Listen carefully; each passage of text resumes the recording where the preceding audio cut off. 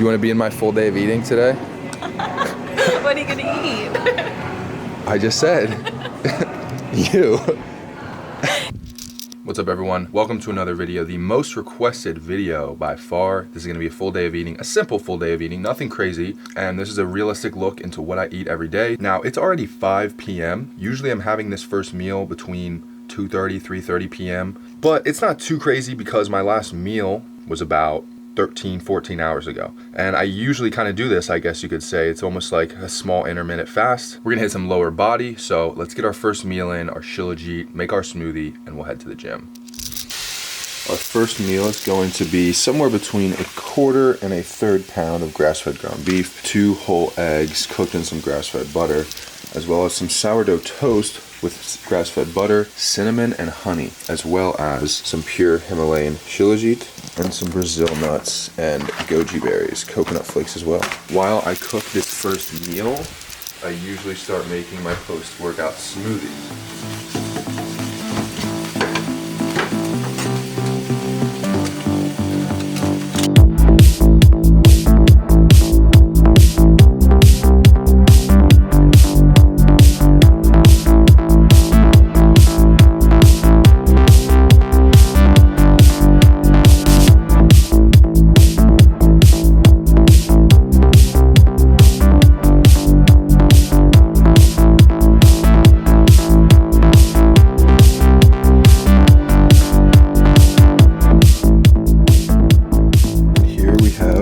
Very simple meal one. I like this meal a lot as meal one before I train. It's high fat, very sustained energy, and I have added some Brazil nuts, goji berries, coconut flakes. I don't even always have this meal one. While I eat this, I'm going to make my shilajit pre-workout and post-workout smoothie, which will be the next macro source I consume. With meal one, I'm also having a shot of apple cider vinegar. This is going to help it kind of digest quicker.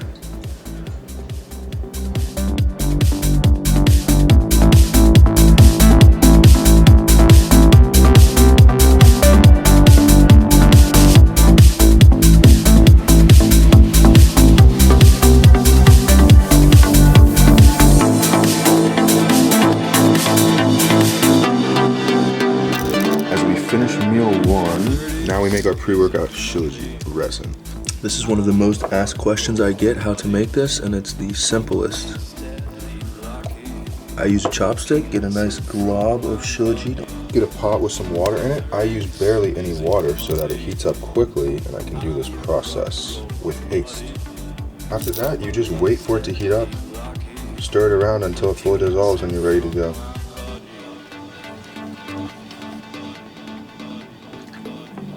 All done, ready to drink. That simple. Pre-workout time, we have our shilajit here. We're gonna drink this in addition to a serving of Gorilla Sigma Test Booster and a serving of Gorilla Shroom 2.0. New reformulation Shroom just has larger doses of just the straight mushroom powders, nothing else.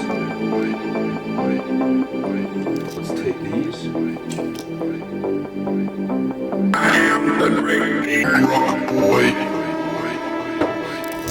All right, we're here pre-workout. We're finishing our pre-workout. We're answering some questions on Instagram Live. This is a nice, fun activity that I like to do pre-workout, stimulate my brain, get asked some questions, help facilitate some knowledge gain in the process, and gets me ready to train. LGD 10 mg or Anavar 25 mg, that's a big difference because I would definitely say 25 mgs of Anavar is way more potent than 10 mgs of LGD. But I'm not suggesting you take either of those. Thoughts on growth hormones? I've never taken any GH. There's amazing ways to increase your growth hormone naturally.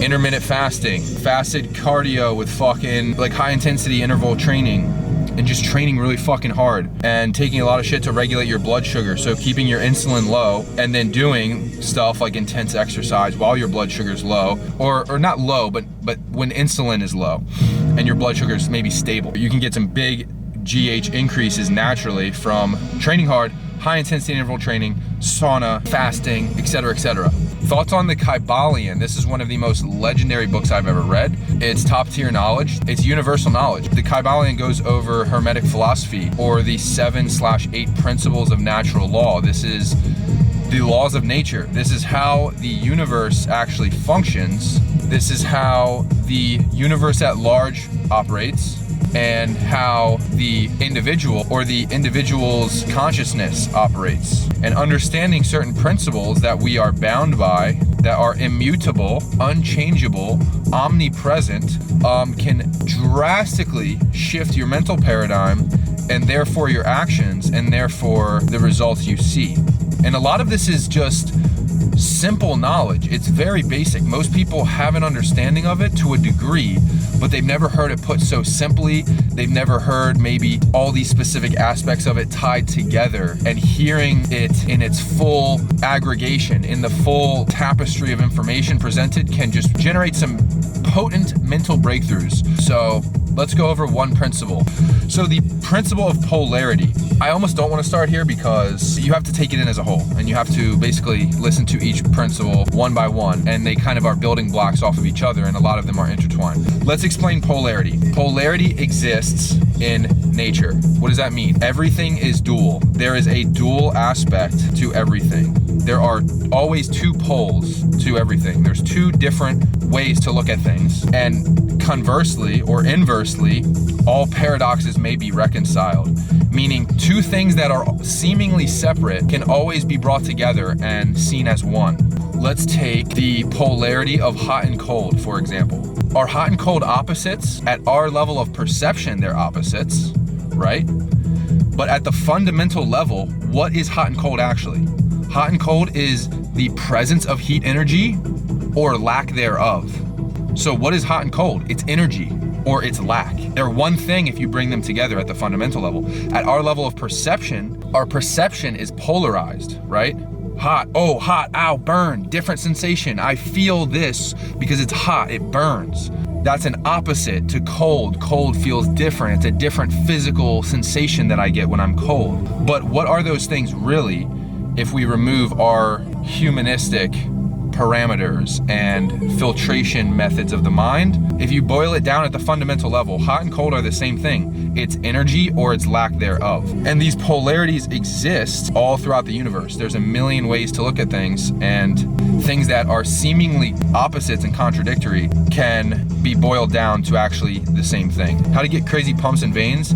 Eat clean. Drink plenty of clean water, but you also need minerals. Why is sweet potato good? Because it has a lot of potassium in it. Potassium is a mineral that's important for intracellular fullness, to actually pull in water inside the muscle cell. So high water, high carbs, high sodium, high potassium. Also, messing with your insulin sensitivity. If you're snacking all day, every day, you're eating a bunch of sugary treats like every 30 minutes, every hour, every 2 hours, you're gonna be spiking your blood sugar often. And it can be very beneficial to go through phases where you actually minimize the number of times you are spiking your blood sugar, aka spiking your insulin throughout the day. And this can actually lead to better pumps long term when you have a more healthy gut and when you are more sensitive to insulin. Could you explain why seed oils are bad? I hear it's a bunch of bullshit. Well, you're just hearing one man's perception. Do I genuinely know, on a scientific level, that what I'm about to say is true? No. All I did was I heard it in a presentation, right? Maybe this fucking scientist made all this shit up. I don't know. Now, first, I will start with the caveat that from my personal first-hand experience, which could be manipulated by my perception and by the placebo effect, but cutting out seed oils has done massive wonders for my health in many, many ways. Mentally, physically, kind of want to argue spiritually, to be honest. My skin has cleared up, my gut health has gotten better, my energy has improved, my sleep and recovery has improved, my endurance and energy overall just has improved, just so many benefits. Now, why are seed oils bad? Well, they say there's quite a few parts to this. One, the main reason is that they're generally highly unstable and easily oxidizable. What does this mean? This means that the fatty acid itself can oxidize and release free radicals within your body, and that's going to cause oxidative stress and basically just the breakdown of your body and damage to your cells. That's why you need a lot of antioxidants to quench those free radicals, to stop the oxidation process in your body. Your body's constantly aging, it's constantly oxidizing. When you eat food, you're undergoing oxidative stress. When you're smoking, even when you're breathing. So you need antioxidants to stop this. And what is even oxidation? It's, think about rust. When metal is rusting, that's oxidation right there. A similar process in the body. So seed oils, one issue is they are made with a high heat refinement. This high heat denatures them and makes them highly unstable, easily oxidizable. A lot of people have reservations about the fact that in those chemical refinements, they use hexane. And then a lot of the community will say, well, you know, most of the hexane's like gone through the processing and it's just such a small amount, like it's not statistically significant. It's fine, there's no issue. Again, that's up for you to decide. I know what I've decided based on my firsthand experience and extrapolating that information, drawing parallels to other times people said, well, it's just a little amount, it should be fine, it doesn't matter. And then it turns out, well, it actually does matter. Next up, we have the high linoleic acid content. This is probably the main point actually. So it's very high in linoleic acid. It's high in omega-6 fatty acid, which is a pro-inflammatory fatty acid. They're mutagenic, carcinogenic, thrombogenic, a million other genics that I forget. And basically it's very high in polyunsaturated fatty acids. And again, people will argue this is fine. Others will say this is the issue. When you're storing polyunsaturated fatty acids, linoleic acid, in your cells, and your 70% about of your cellular membranes are built out of your fatty acid pool. So the issue is that these are chronic toxins. They're not acute toxins. You're not gonna take it once and feel horrible. Maybe actually, especially if you're not used to them. But these are chronic toxins. People are building all of their cells out of these highly inflammatory, easily oxidizable, unstable fatty acids, and they're basically accumulating a lot of waste in their cells. Now, part of the issue, supposedly, is that cardiolipin. Your cardiolipin is basically the wall in your electron transport chain. So you have your mitochondria, and then you have your electron transport chain inside your mitochondria. And then you have the wall that makes up the electron transport chain. And when you're building this wall, the cardiolipin in your electron transport chain, out of these fucked up fatty acids, you're actually building what's called pathologically remodeled cardiolipin. And on a chemical structure, at the chemical level, the structure of this cardiolipin actually has an extra kink in it on one side that it shouldn't have generally. And what this leads to, supposedly, is allowing H+, positively charged hydrogen ions, to escape out of the wall of your cardiolipin, escape out of the wall of your electron transport chain, therefore leading to mitochondrial dysfunction, metabolic dysfunction, basically the creation of all disease states. Why? Because your cell can't make energy. Your cell is sick. Your cell is not efficiently sending that positively charged hydrogen ion through the correct gated channel that it's supposed to go through in order to create energy, or ATP, for the cell.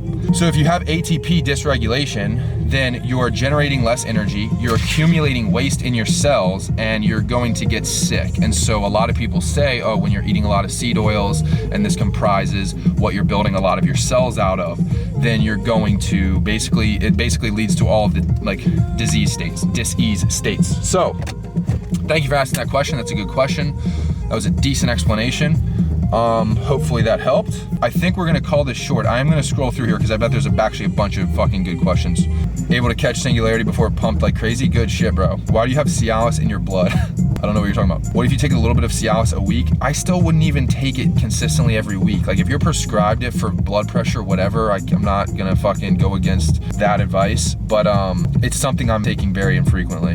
Best advice for natural lifters: progressive overload, eat clean, focus on your technique, and just train consistently. Always work to optimize your technique, your form, and your mind-muscle connection, and always be progressively overloading. Why use a steam room over a sauna?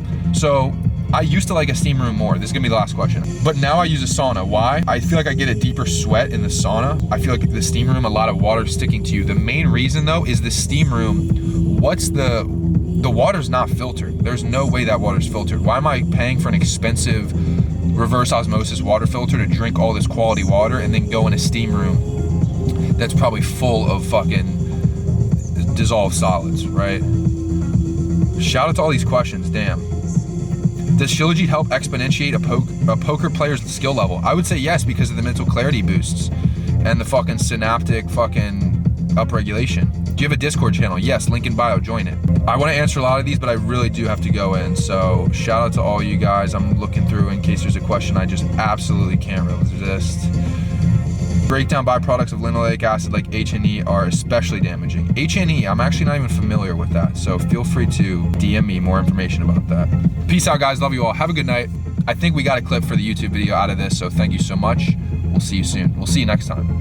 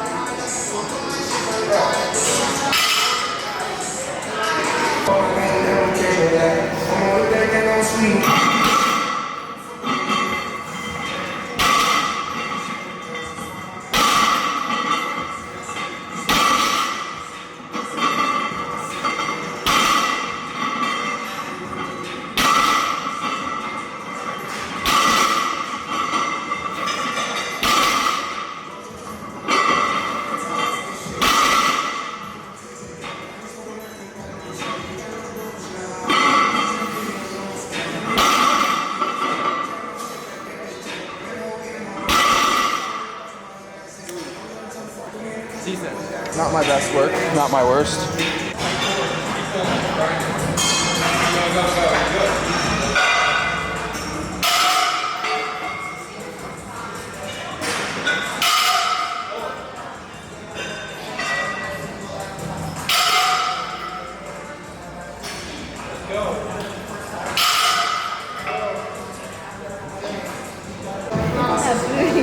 What? I said, look at that booty.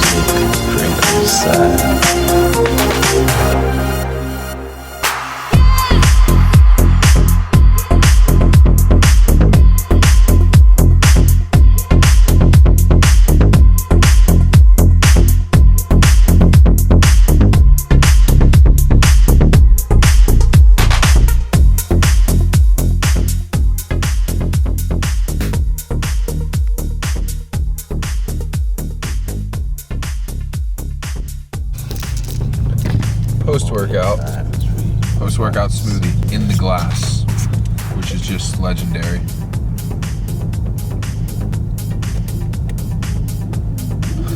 Tastes amazing, incredibly rejuvenating, amazing. I like to drink this during cardio sometimes as well.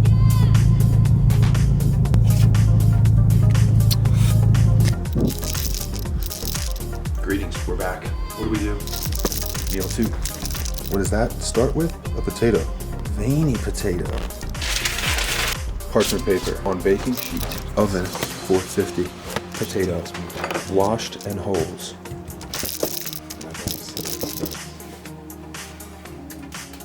Lots of holes in this potato so it can cook properly. Easy. It's crazy how easy this game is. Top tier complex carb and potassium source. It's literally the best carb for filling out, in my opinion, optimizing glycogen. Throw a bunch of pink salt on there. You have sodium, potassium, quality complex carbs, giga glycogen. So we already have some rice I cooked from last night. This, if I leave it covered, it will last for 2 to 3 days, just like this. So it's ready to eat. Usually the rice would be the next step, but now we have to just start cooking our vegetables. Here is a hack for trying to wash the pesticides off of some of your produce vegetables. These are organic peppers, and I'm still doing this. I don't always. Get a big pot of water. Next, dump your veggies.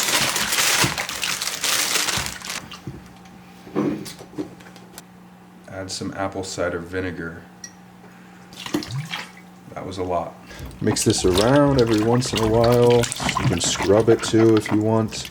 Let it soak for about at least 15 minutes, if not 45. Gonna do the same with these mushrooms. I think it's like, oh, it can damage the starches. I think there's like an absurd amount of bugs and shit in here. So I actually do really want to wash this off. Jeez. I don't normally rinse mushrooms like that, but look at all that dirt, and I bet you if you zoomed in with a microscope magnifying glass, you would see quite a bit of bugs in there. I can't even lie to you. Now, oftentimes I will cook all of this in the same pan. Since we have a lot, put this in a bowl for now. Get the mushrooms and green onions in here. Pour avocado oil, more garlic. And we're looking absolutely fantastic here. Pink salt. Does that just not excite you? You literally have not had that much volume of food today, and you're training pretty hard.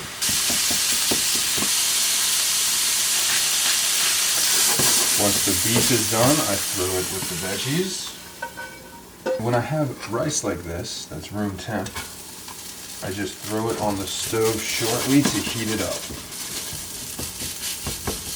Now we just take our meat and veggies and mix it all. This last step is not always done, depending on how many eggs I had in my first meal and just how much I've eaten today / how I'm feeling, what I'm trying to do.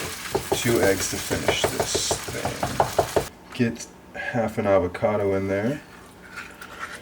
No, I'm not worried. It's a little dark.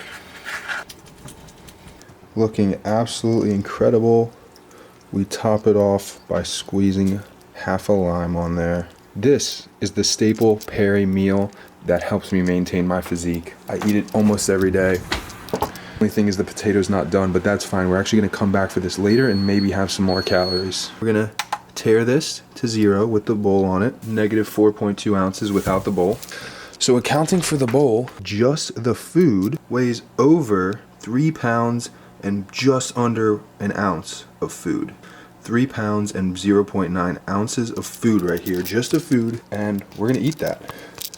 and we're gonna enjoy it. So hopefully you guys now know how to make this meal. Now we enjoy this meal while checking out some of the footage from earlier. I'm gonna be taking a glucose disposal agent with it. This is from Gorilla Mind. This works very well. Basically utilize the carbs better and just fill out and yeah, utilize all the nutrients better, especially because this is such a large meal. And lastly, we cannot forget a Good Belly probiotic shot and a kombucha. These are top tier for gut health. I love both of these products so much.